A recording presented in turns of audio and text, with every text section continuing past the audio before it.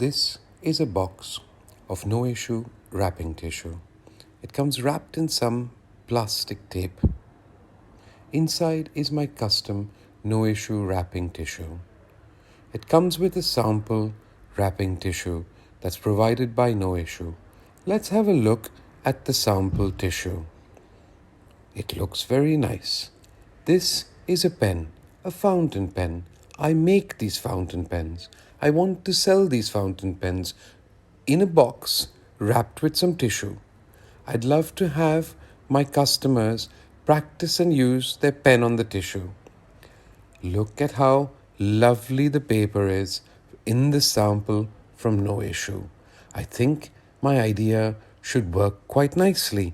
My customers can use my pen to write on the tissue. Here is my tissue. Isn't it lovely? I paid a designer lots of money. She did a great job. Now, let's take a look at how beautifully I can write with my fountain pen on this tissue. Oh, wait. Something's not right. I think this isn't the same paper as the sample that I got in the box from No Issue. How unusual. Can somebody help me get out of this Kafka-esque nightmare? This is the second time you've sent me the wrong paper. Help me, please.